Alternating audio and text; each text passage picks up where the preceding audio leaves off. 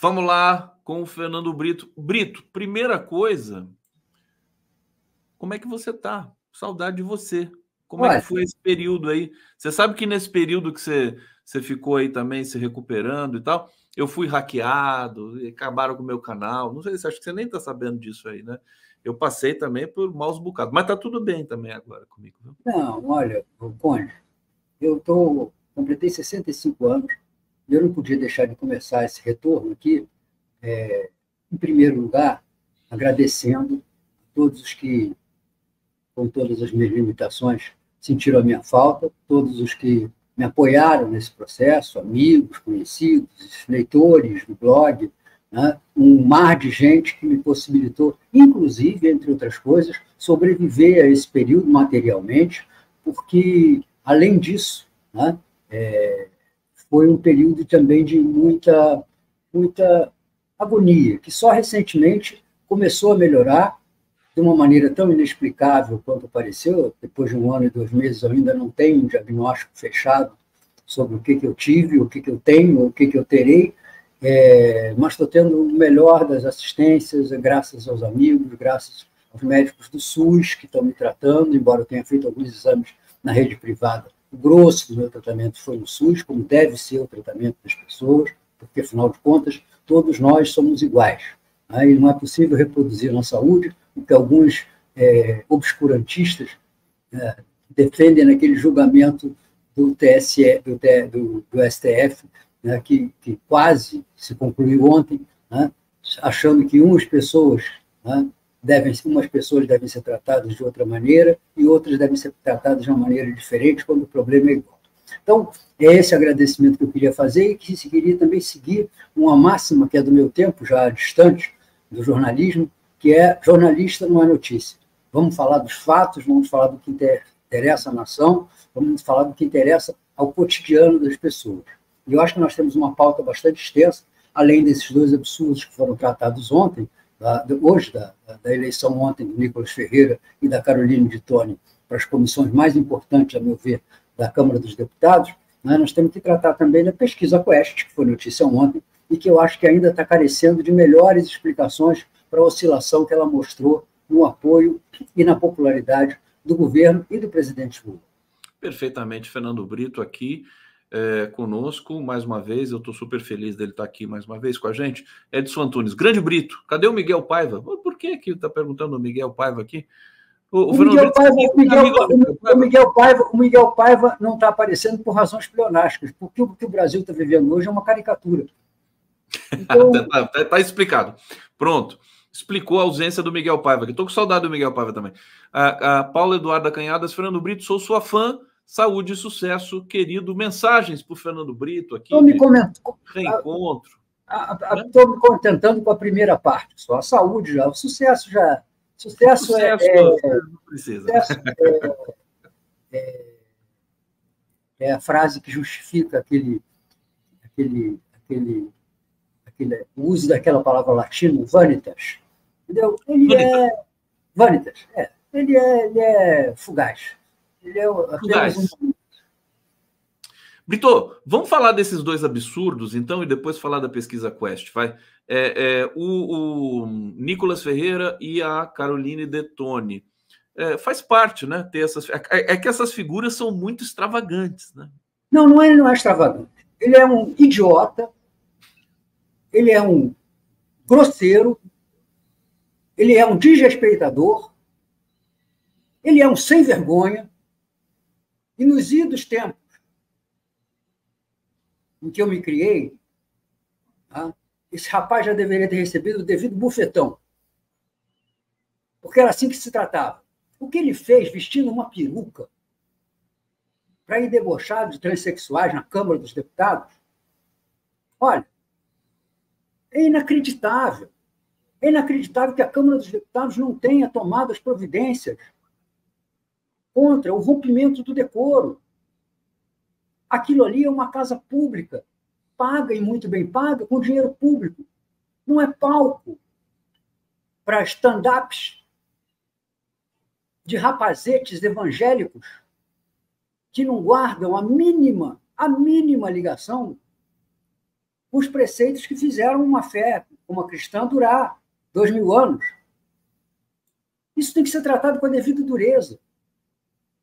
A gente não pode ficar encontrando palavras macias, arredondadas, para chamar esse tipo de molecagem de política de ultradireita. Já que está na moda dizer que a gente não pode citar Hitler, eu duvido que até um personagem doentio como aquele se tivesse prestado o papel ridículo e caricato de aparecer de peruca para justificar a perseguição nazista contra os homossexuais. Então, isso aí não é para ser tratado assim, é para ser compreendido. E isso é o mais grave. Por que é que o Brasil se tornou um país onde a exposição que personagens como esse recebe leva-os a postos na Câmara dos Deputados, a representação da população, enquanto gente séria, gente estudiosa, gente dedicada, gente combativa, gente coerente, é deixada para trás, com 2.000 votos, 1.500 votos, 3.000 votos, e não pode representar um conjunto de ideias no legislativo. Isso está errado. Esse problema é mais profundo. Ontem, eu estava assistindo, eu não me lembro quem foi, se foi o Gabeira, se foi o César Tralli, acho que foi o Gabeira, na Globo News, dizer que o Brasil está vivendo os males do presidencialismo falido. Ah, não, foi o Jorge Pontual, lembrei agora. O presidencialismo falido, né, que assola as democracias que permanecem presidencialistas no mundo, como os próprios Estados Unidos, ele usou o exemplo do Trump. Não é isso. Nós estamos vivendo o problema da destruição dos partidos políticos. O que são os partidos políticos? Com todos os defeitos, os partidos políticos da República de 46 eram muito mais representativos. Você tinha cisões dentro do partido, mas eram cisões de posições políticas. A própria UDN, que era o partido que representava a direita, né, ela tinha alguns extremistas, etc. e tal, mas ela, essencialmente, era um partido preso, até a aproximação do golpe de 64, às práticas democráticas. Então, acho que isso, Cone, eu acho que isso é o mais grave. O fenômeno que está acontecendo no Brasil e também no mundo, né, da ascensão desse tipo de posicionamento político. E que, eu lamento dizer, de vez em quando também atinge a esquerda, quando a gente se comporta como se fosse uma torcida organizada. Entendeu? Porque essa selvageria que a gente vê nos estádios de futebol, ela também extravasa para a política. Né? Quer dizer, a minha razão, a minha torcida, o meu time, passa a ser uma razão absoluta para a destruição do que eu considero não apenas o adversário, mas considero o inimigo, que como inimigo tem que ser exterminado. Tá aí o Fernando Brito dando essa letra importante para todos nós aqui. Eu estou verificando aqui quem venceu as comissões. Ali são muitas comissões. Eu estou colocando tudo aqui no rodapé para vocês conferirem. Conde, me perdoe, entendeu? Um deputado medíocre, um deputado insuficiente, um deputado incapaz de ter ido para alguma comissão, isso é irrelevante. A gente já teve isso milhares de vezes na história do Brasil. O problema dessas coisas é o simbólico. E você ilustrou muito bem quando colocou a foto dos dois segurando fuzis. Sim. Isso é o mais importante. A mulher que vai cuidar de definir a legalidade, a constitucionalidade dos projetos de lei no Brasil, acha bonito exibir-se com uma arma de repetição, uma arma de guerra nas mãos. O molecote, que vai presidir a Comissão de Educação, a questão mais importante na vida brasileira, acha bonitinho, engraçado, segurar um fuzil e exibir-se com um fuzil. E eles não estão numa cerimônia militar, não estão verificando o armamento lá das forças. Não, eles estão posando como posam os traficantes de droga com um fuzil na mão, para intimidar, para fazer as pessoas sentirem medo deles. É pose de traficante, tá aí, muito bom. É preciso que a gente aprenda que só se põe medo em quem sente medo. Esse rapaz, olha, Conde, não tem coisa da qual eu sinta mais saudade do que a minha juventude.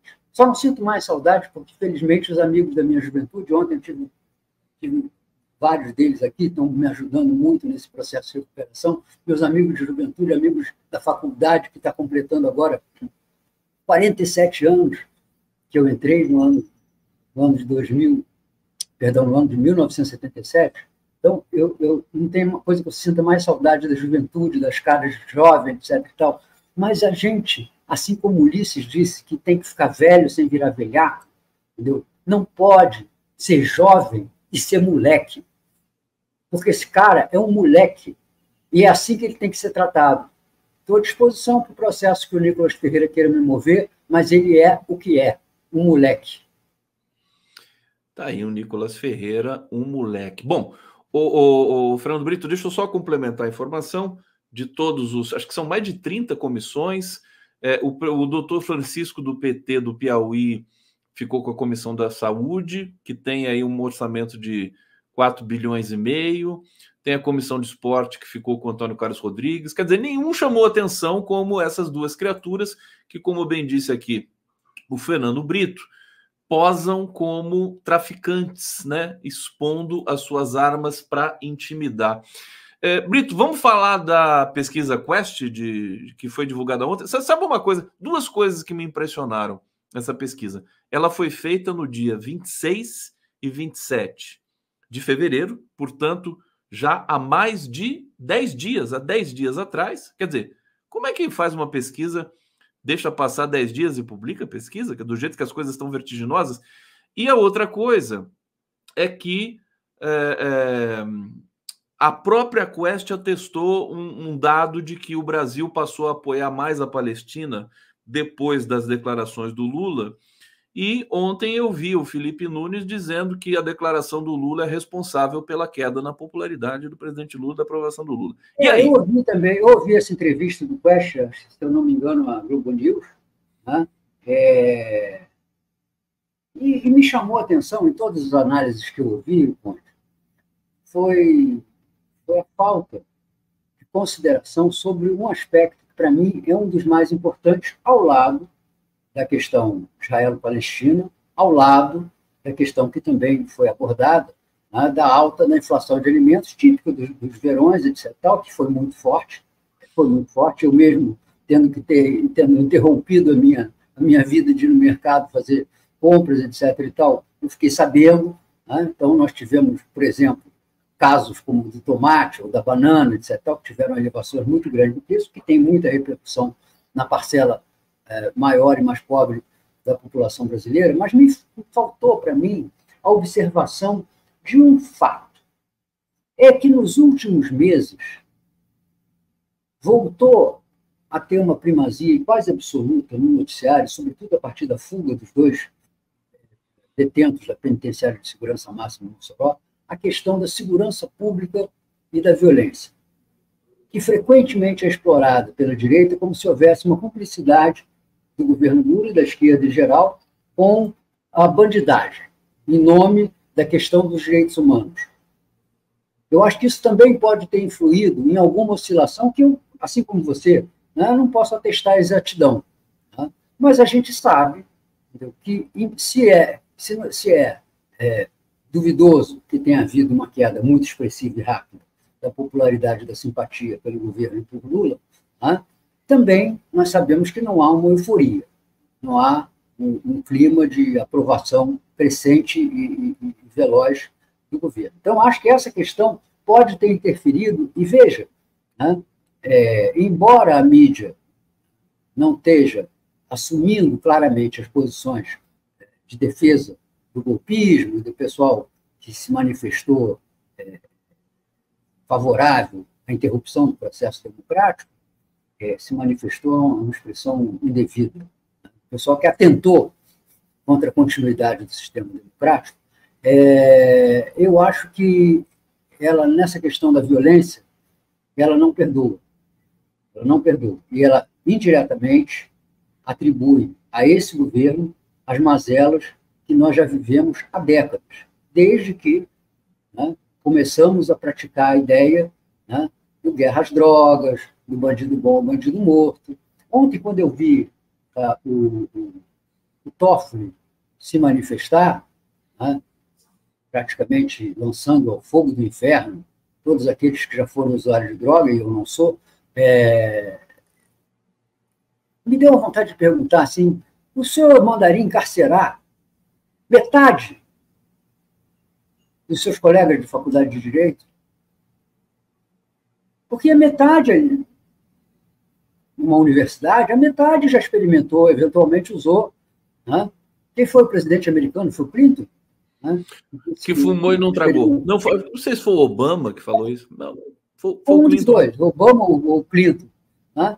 Então, o que nós vamos fazer? Vamos tratar essa pessoa como se fosse um traficante de drogas? Encarcerar 4 anos numa das penitenciárias superlotadas, abarrotadas de gente que tem no Brasil? Claro que não, isso nunca funcionou. Isso nunca funcionou. Entendeu? Então, é hipocrisia, mas não é disso que nós estamos falando. Nós estamos falando do efeito disso sobre o governo. Sobre o governo.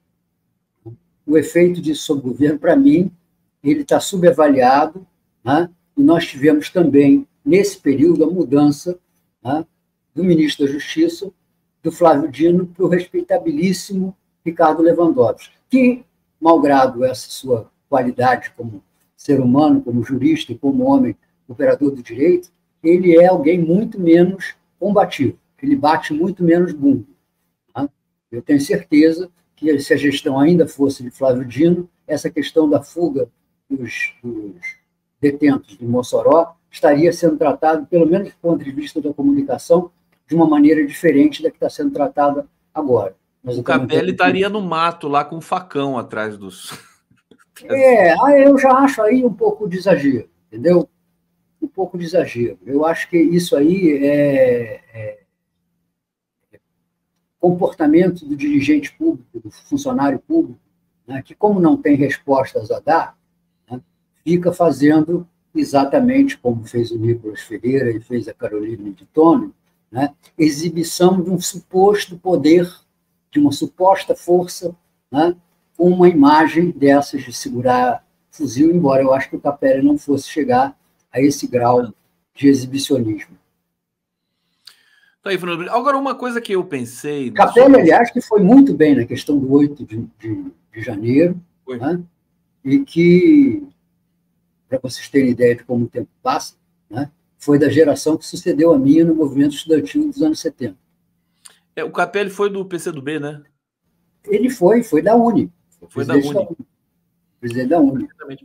Ô Brito, eu fiquei me perguntando o seguinte: parece que está prestes a haver uma mini reforma ministerial ou uma reforma ministerial. Se essa avaliação, se a gente também não tem que estender um pouco melhor isso para o ministério do presidente Lula. Como é que você acha que está o ministério do presidente Lula? Você acha que vai ter uma reforma? Você acha que é importante ter uma reforma forte aí nas próximas semanas?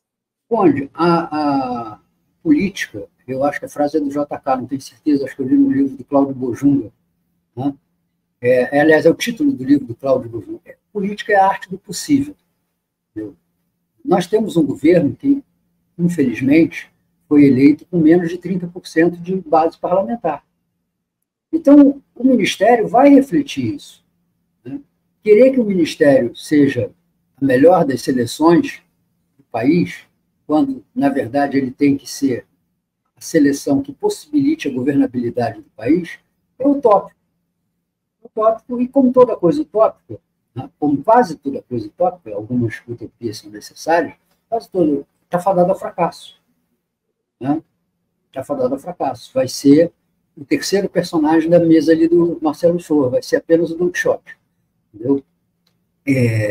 Então, eu acho que não é assim que se julga. O governo é julgado pelo grau de prosperidade econômico-social que ele consegue induzir ao país. Né?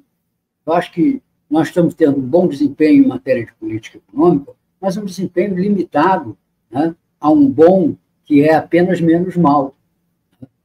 Imagina o que contém, o que é refreado a economia brasileira, quando você tem, por exemplo, uma taxa de juros de 11,25%, como a gente tem ainda agora.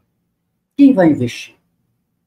Quem vai obter no investimento produtivo, na fabricação, na construção, até mesmo na agricultura, né, os 11,25% de lucro limpo e sem risco que a taxa de juros brasileira tem? Então, nós estamos com o nosso potencial de investimento, né, estamos com ele refreado, como um cavalo que tem um freio nos dentes, que tenta escapar daquela compressão, mas que não consegue, porque é demais para ele.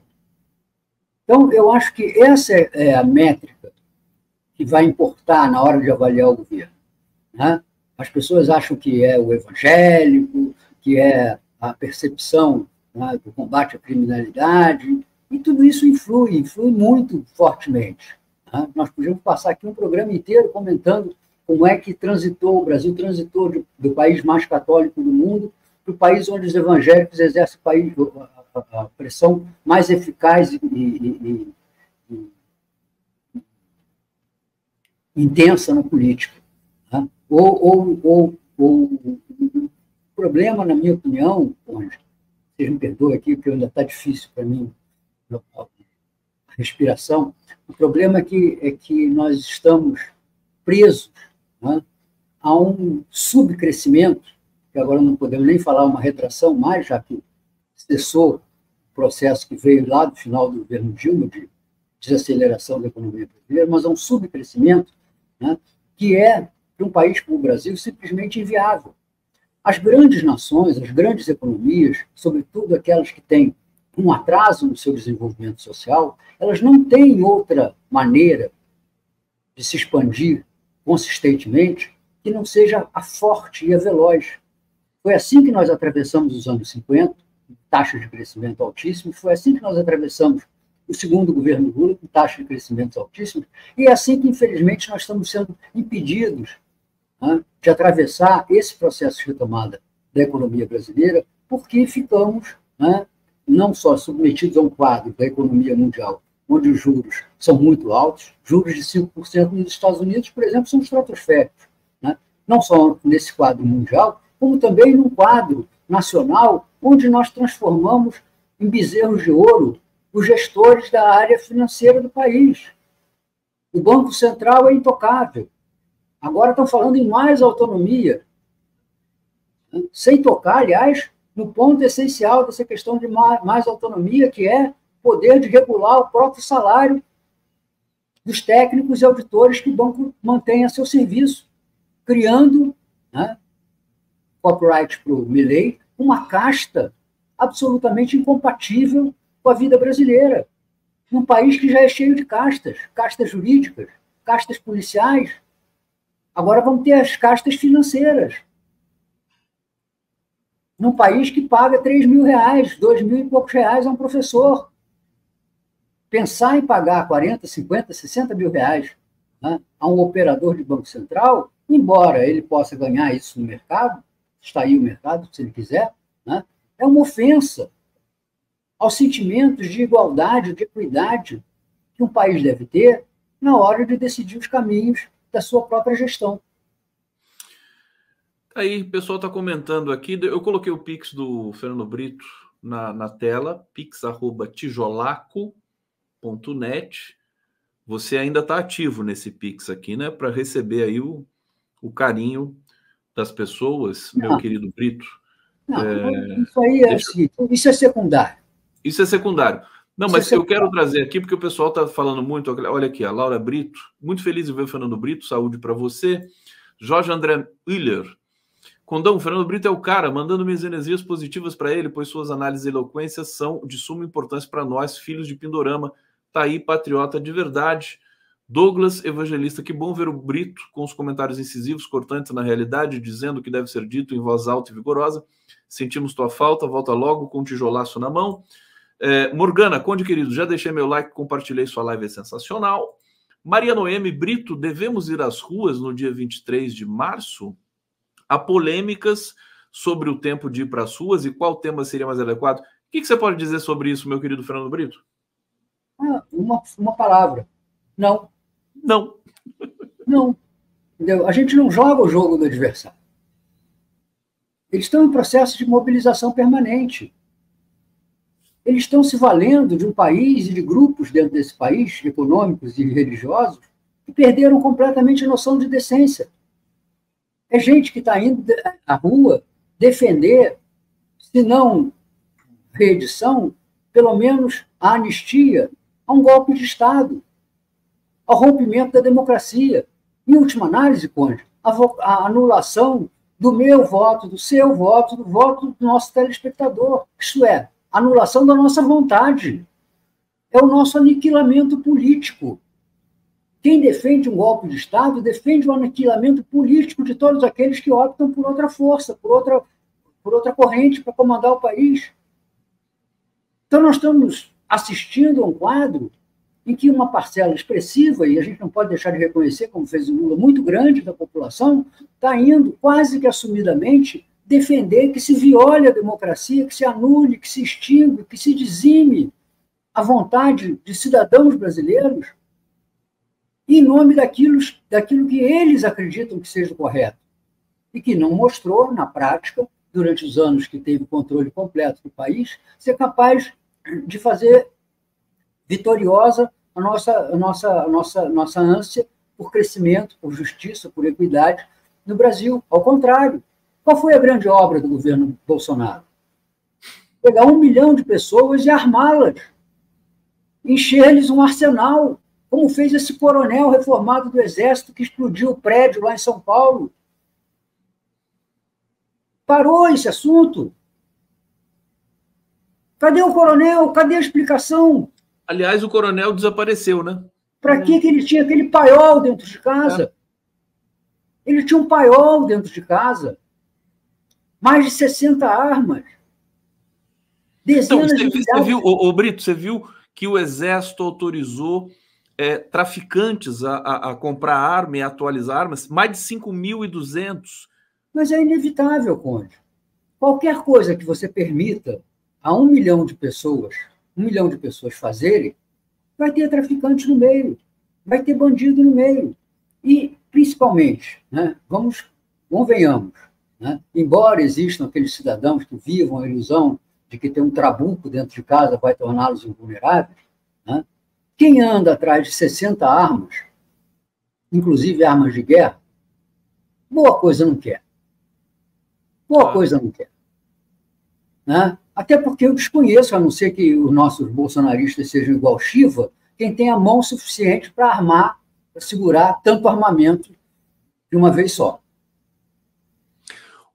Brito, você, diante desse quadro, o que a gente vê é que o STF e as autoridades, de maneira geral, não estão recuando, não estão aceitando a intimidação do pedido de anistia, dessa coisa do Bolsonaro levar as pessoas para Paulista e tudo mais. Como é que você acha que está os depoimentos dos generais, por exemplo? O Freire Gomes ganhou muito destaque nesses últimos dias aí e praticamente encerrou as chances. A gente ainda não sabe o que eles contêm. Entendeu? Porque o que vai dar verossimilhança a esses relatos é exatamente o detalhamento. O quando, o quem, o como. Todas essas respostas que a gente tenta dar no texto jornalístico, né, elas também, na investigação policial, são essenciais para a compreensão da mecânica delituosa, da mecânica do crime.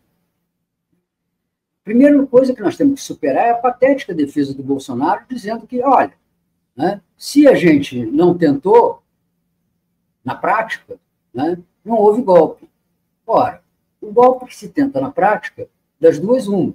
Ou ele vai ser a nova lei, porque vitorioso, ou ele vai ser o provocador de uma chacina. Porque, como disse, aliás, também de novo, com razão, o Bolsonaro, né, depois da eleição, certamente iria correr sangue, né, da tentativa de anulação do mandato legitimamente conquistado pelo vencedor das eleições. Então, acho que essa questão, né, ela meio se autorresponde. O que me preocupa mais, né, e que eu talvez caracterizasse no STF, é que é um dos poucos redutos onde ainda existe uma direita, um conservadorismo racional. Esse é o problema. Né? Ninguém vai dizer, por exemplo, que Alexandre de Moraes é um esquerdista. Ninguém vai dizer que Alexandre de Moraes é um adicto, é um propagandista ou é um defensor do uso de drogas. Vamos lembrar, como alguns mencionaram, né, que ele, alguns anos atrás, quando secretário de Segurança Pública, né, apareceu em fotografia de facão na mão cortando plantação de maconha. Nem que ele seja um lulista, nem que Gilmar Mendes seja um esquerdista. Né? O que acontece é que ainda sobrevivem alguns liberais que faltam na direita brasileira.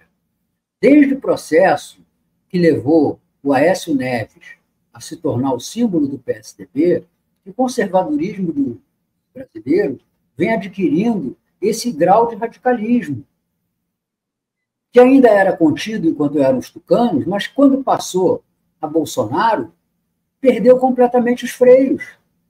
Então, o nosso problema é o seguinte: além da esquerda ter como representação, o que normalmente ela teria, 1/3 da Câmara dos Deputados, e é geralmente isso que acontece nas eleições, o candidato de esquerda tem 1/3, ele perde completamente, né, aquele miolo que fica entre o seu eleitor e o eleitor da extrema-direita, que também controla, historicamente, 30% dos votos. Então, esses 40% que remanescem entre uma força e outra, eles se transferiram quase que na totalidade, pelo menos na grande maioria, eles se transferiram para o polo da extrema-direita, e é isso que torna a extrema-direita tão perigosa. Veja o que aconteceu lá. Continua perigosa e vai continuar perigosa. Né? Vai continuar perigosa porque nós estamos vivendo um processo, né, de irracionalidade. Nós estamos menos preocupados no que vamos fazer para nossas vidas melhorarem, para o nosso país progredir, para o nosso grau de justiça social se ampliar, e mais preocupados em defender, volta ao Don Quixote, moinhos de vento. Deixa eu te fazer uma pergunta. Espera só um pouquinho, que eu acho importante a gente falar sobre isso. Antes, só trazer a Márcia Castilho Salles. Precisamos ir às ruas para defender nossas pautas. A direita está avançando com nossa estagnação. Maristela Zancan, linda lucidez desse lutador. O lutador Fernando Brito, esse guerreiro Fernando Brito. Ô Brito, existe ainda uma expectativa, queria saber se você concorda com isso, né? Se existe uma expectativa que o Brasil, aspas, se normalize, que você volte a ter uma direita supostamente democrática. Não, já na lata, assim, por que não? Vou usar um chavão que hoje em dia é muito usado, é o novo normal. Novo normal. O novo normal é anormal. No clima ou na política, o novo normal é anormal. Seja pelas catástrofes climáticas, seja pelas catástrofes políticas. Nós viramos a sociedade do exibicionismo. Nós não temos mais defesa de ideias. Nós temos defesa de verdades absolutas. Entendeu? Então, eu, cidadão genérico, né, quero interferir, não só dar palpite, mas interferir nas decisões e na vida alheia. O Shoa lembrou que amanhã é o Dia Internacional da Mulher, né, e defendeu a ideia de que todos os 365, no caso desse ano, 366 dias do ano, devam ser dias das mulheres, que é absolutamente correto. Mas veja como é que nós partimos dessa questão, que sempre foi, historicamente, uma questão importante, essencial, transformadora, né, para uma esporulação, um espargimento, né, da ideia de que a sociedade é composta, e essencialmente composta, de grupos de diversas ordens. negros, pardos, homossexuais, judeus, muçulmanos, evangélicos. Não. Isso são arrumações que deveriam, em tese, ser estranhas à política. A política é um combate de ideias, que podem ser de brancos, podem ser de negros, podem ser de mulheres, podem ser de homens, mas devem ser, sobretudo, marcadas por uma busca ou uma resistência à transformação dos direitos em direitos de todos. E, a partir daí, é que a gente se organiza. Quando eu era bem jovem e saí da esquerda ortodoxa e entrei no PDT, quando o Brizola voltou ao Brasil, nós tínhamos todos os tipos desses movimentos identitários dentro do partido. O negro, o gay, o movimento das mulheres, todos eles existiam dentro de partidos políticos porque eles tinham uma identidade própria, mas se identificavam com um conjunto de ideias que era comum a todo o povo. E isso não os prejudicava, ao contrário, os valorizava. Eu devo lembrar, por exemplo, que foi do movimento negro do PDT que nós passamos a ter a Lei Caó, passamos a ter a lei que começou a limitar a discriminação racial nesse país. Então, eu acho que a gente está precisando deixar de ser pequeno com eles. As nossas ideias, elas não são o que o Código Penal decide como o exercício arbitrário das próprias razões. Porque isso é uma transgressão, isso é uma violação do direito alheio. Eu não posso impedir que as pessoas professem ideias, professem religiões, professem convicções, professem entendimento sobre o seu próprio corpo. Ao contrário, eu devo apoiá-las nisso. Praticar ou não é uma decisão minha. Sou eu que decido se sou muçulmano, se faço um aborto, se concordo com a futura de um aborto, ou se eu sou evangélico. Eu é que decido o meu entendimento. Mas a minha atitude, o meu relacionamento com as demais pessoas tem que partir do princípio universal que há 300 anos foi proclamado pelo processo revolucionário, quase 300 anos, que está expresso na Declaração dos Direitos Humanos. Todos os homens e mulheres nascem livres e iguais, e assim devem ser tratados. Então, eu não vejo com otimismo a ideia da política desde que nós passamos a ser a sociedade do espetáculo, desde que a política passou a ser um grande Big Brother, entendeu? Onde vale tudo, para levar ao paredão e eliminar aquele que deveria ser seu companheiro, mas que se torna o seu adversário e, sobretudo, o seu inimigo. Olha o Brito aí, voltando com tudo, eu já estou colocando o meu próximo convidado aqui, Tarcísio Tadeu, seja muito bem-vindo aqui no 11 News. Olha, para quem não conhece, deixa eu já apresentar, inclusive para o Fernando Brito saber do que nós vamos falar aqui, né? O Tarcísio Tadeu preside a associação Heinrich Plage, dos trabalhadores presos e perseguidos pela ditadura militar. Vai ser um papo muito bacana e a gente vai lembrar um pouco desse momento aí, nessas proximidades dos 60 anos do golpe de 64. Tarcísio, bem-vindo, querido, aqui no 11 News. Obrigado, viu, por nos atender. Tá me ouvindo bem aí? Tá tudo bem? Te ouvindo bem. Tá chegando a minha voz aí? Opa, chegou bem também. Saudar aqui o Fernando Brito e o Conde. Estava assistindo um pouco aqui a exposição do Brito. Vi que nós temos muitas coisas em comuns aí, Brito. Recebe um abraço, minha saudação aí. E ao Conde... Sobretudo, Tadeu, o fato da gente ter visto que o Conde não viu. O que foram aqueles dias, meses e anos do pós-64 em matéria de repressão, em matéria de violência. Eu me lembro, Conde, sem querer parecer mais velho do que eu sou, eu era guri. Eu tinha 6 anos de idade, 5 anos e pouco de idade. E eu me lembro perfeitamente do dia 1º de abril de 64, porque foi a primeira e única vez que eu apanhei do meu pai. morreu, aliás, no final do ano passado, já com 92 anos de idade.